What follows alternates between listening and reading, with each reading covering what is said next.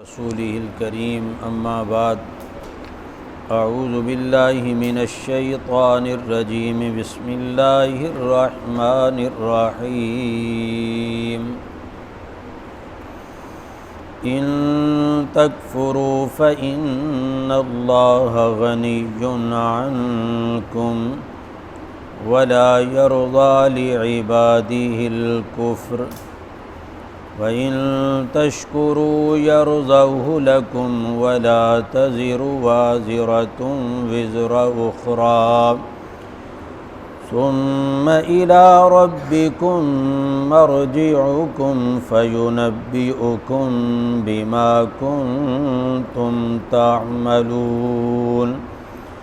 إِنَّهُ عَلِيمٌ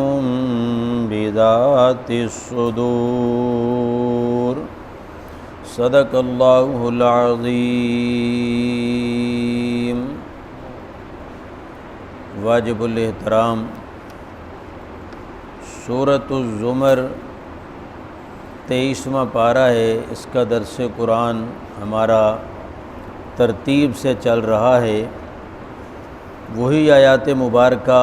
انہی سے انشاءاللہ العزیز آج آغاز کرتے ہیں۔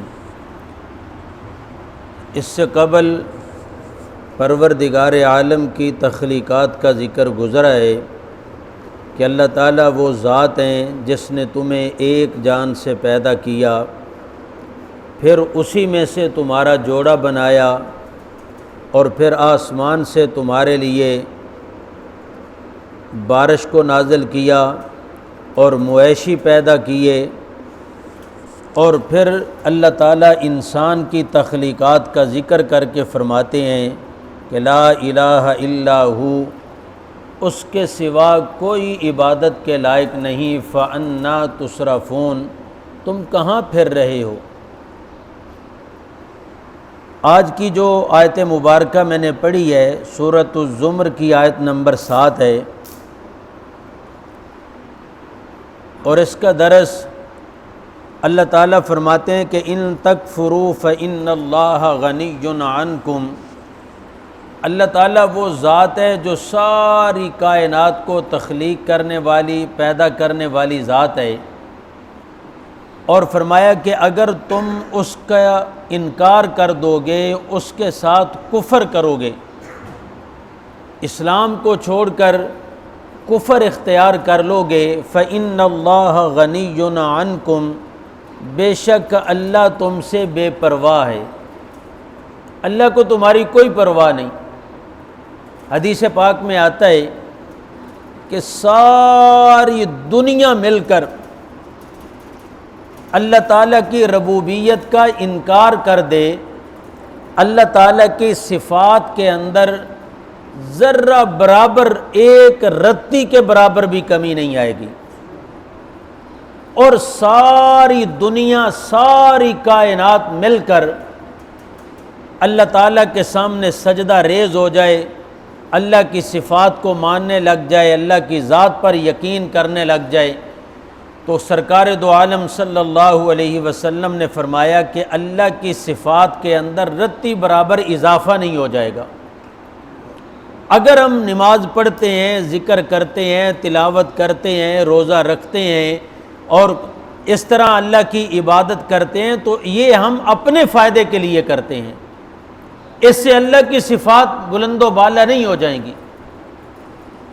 تو اس لیے یہ ہماری اپنی کامیابی کے لیے، اور اللہ فرماتے ہیں وَإِن تَكْفُرُوا فَإِنَّ اللَّهَ غَنِيٌّ عَنْكُمْ، اگر تم سارے مل کر انکار کر دو گے تو اللہ تو بے پرواہ ہے، اس کو پرواہ ہی کوئی نہیں۔ یہ ایک خبر آج کل بڑی گردش کر رہی ہے کہ ایک بندے نے، وہ جناب مولوی تھا، عالم تھا، اس نے اسلام چھوڑ کر یہودیت اختیار کر لی۔ وہ ایک نہیں، ساری دنیا بھی کر لے، اللہ کو کوئی پرواہ نہیں ہے،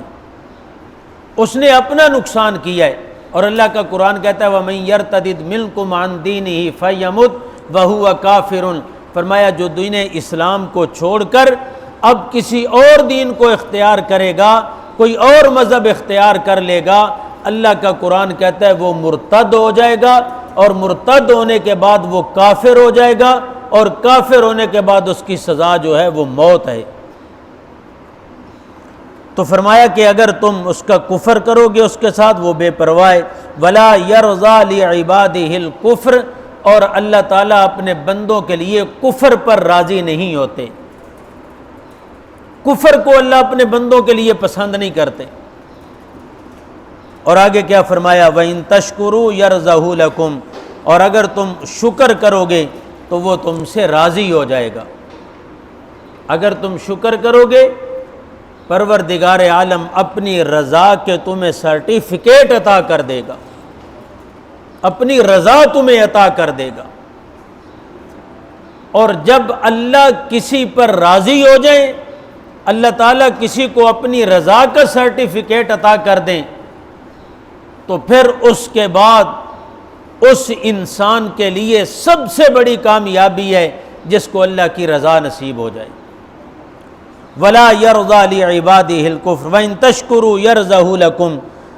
اس لیے دوسرے مقام پر آتا ہے کہ اگر تم اس کا شکر ادا کرو گے، اللہ کا شکر، لَئِن شَكَرْتُمْ لَأَزِيدَنَّكُمْ، یہ شکر تمہارے لیے فائدہ مند ہوگا کہ اللہ تعالیٰ تمہیں اور زیادہ عطا فرمائیں گے، اور زیادہ اپنی نعمتوں کے دروازے کھول دیں گے۔ اور اگلی بات فرمائی، وَلَا تَزِرُ وَازِرَةٌ وِزْرَ أُخْرَىٰ، اور جب قیامت کا دن ہوگا تو کوئی دوسرا کسی کا بوجھ نہیں اٹھائے گا، کوئی کسی کا بوجھ اٹھانے کے لیے تیار نہیں ہوگا۔ آج بندہ کہتا ہے نا کہ میں تو فلاں کے لڑ لگ کے جنت میں چلا جاؤں گا، جیسے یہودی کہا کرتے تھے کہ ہمیں تو صرف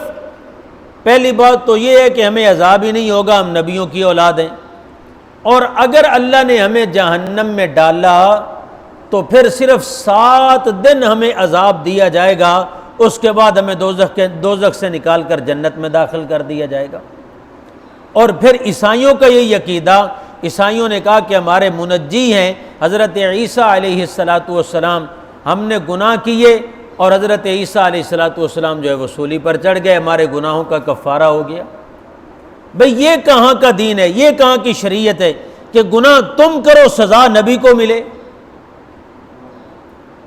زیادتیاں تم کرو، اللہ کی نافرمانیاں تم کرو اور تمہاری سزا اللہ اپنے نبیوں کو دے، یہ کیسے ہو سکتا ہے؟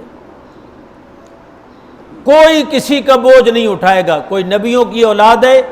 کوئی مولویوں کی اولاد ہے، کوئی پیروں کی اولاد ہے، کوئی کسی کا بوجھ۔ حدیث پاک میں آتا ہے کہ ایک بندے کی نیکیاں اور بدیاں برابر ہوں گی، مثلا 100 گناہ ہیں تو 100 نیکیاں ہیں، اللہ فرمائیں گے اب تیرا نیکیوں اور بدیوں کا پلڑا جو ہے وہ برابر ہے، جا ایک نیکی لے کر آ تاکہ تجھے جنت میں داخل کر دوں۔ یہ کہے گا یا اللہ یہ کون سی بات ہے، میرا فلاں لنگوٹیا جگری یار ہے، میں اس سے جا کر لے آتا ہوں، جا کر مانگے گا وہ انکار کر دے گا، بڑے بھائی کے پاس جائے گا انکار کر دے گا، باپ کے پاس جائے گا انکار کر دے گا، ماں کے پاس جائے گا اور ماں سے کہے گا اتعرفنی، کیا تو نے مجھے پہچانا ہے؟ ماں کہے گی بالکل پہچانا ہے، تو میرا لال ہے، میں نے تجھے 9 مہینے پیٹ میں اٹھایا اور تکلیف پر تکلیف سہ کر تجھے جنم دیا، پھر 2 سال تجھے دودھ پلایا، پھر تیری تربیت کی، پڑھایا، جوان کیا، بتا کیا چاہتا ہے؟ اماں اگر اتنی میرے ساتھ محبت ہے تو مجھے ایک نیکی دے دے تاکہ میرے لیے جنت کا فیصلہ ہو جائے۔ حدیث پاک میں آتا ہے کہ ماں کہے گی بیٹا تیرے ساتھ محبت تو بڑی ہے لیکن آج کا جو دن ہے میں تجھے ایک نیکی دینے کے لیے بھی تیار نہیں ہوں۔ وَلَا تَزِرُ وَازِرَةٌ وِزْرَ أُخْرَىٰ، کوئی قیامت والے دن کسی کا بوجھ نہیں اٹھائے گا،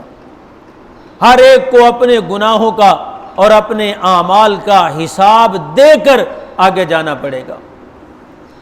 ثُمَّ إِلَىٰ رَبِّكُمْ مَرْجِعُكُمْ، پھر تمہیں لٹایا جائے گا تمہارے پروردگار کی طرف، فَيُنَبِّئُكُمْ بِمَا كُنْتُمْ تَعْمَلُونَ، پھر تمہیں بتائے گا جو جو کرتوت دنیا کے اندر کرتے رہے، پھر ساری چیزیں واضح ہو جائیں گی، کھول دے گا اللہ تعالیٰ سب کچھ سامنے، اور رجسٹر کے اندر اللہ پوچھیں گے یہ بھی کیا ہے؟ ہاں اللہ یہ بھی کیا ہے، یہ گناہ بھی کیا ہے یا اللہ یہ بھی، کہیں فرشتوں نے غلط تو نہیں لکھ دیا؟ یا اللہ نے غلط نہیں لکھا، ساری وہ جناب ویڈیو چل جائے گی انسان کے سامنے۔ انہ علیم بذات الصدور، بے شک وہ ذات دلوں کے حال جاننے والی ذات ہے۔ اس سے کوئی بات مخفی اور پوشیدہ نہیں، چھپی ہوئی کوئی بات نہیں ہے۔ تو ایک ہی آیت جس کا مختصراً آج خلاصہ آپ احباب کے گوشے گزار کیا ہے، اس کے اندر سب سے بڑا سبق یہ ہے کہ اللہ کفر کو پسند نہیں کرتے، اللہ کفر کو پسند نہیں کرتے، اور اگر ہم اللہ کے ساتھ کفر کریں گے، اس کی ناشکری کریں گے، اس کا کوئی نقصان نہیں، اپنا نقصان کریں گے۔ اور اللہ تعالیٰ کس کو پسند کرتے ہیں؟ شکر کو پسند کرتے ہیں۔ شکر کرنے والا اللہ کے ہاں محبوب ہے۔ اللہ تعالیٰ ہمیں شکر کرنے والا بنا دیں، اور کفر سے اللہ تعالیٰ ہمیں محفوظ رکھیں۔ ایمان کی دولت اللہ نے عطا فرمائی ہے، مرتے دم تک اللہ ایمان پر ہمیں موت عطا فرمائیں۔ آمین۔ وما علینا الا البلاغ۔ بسم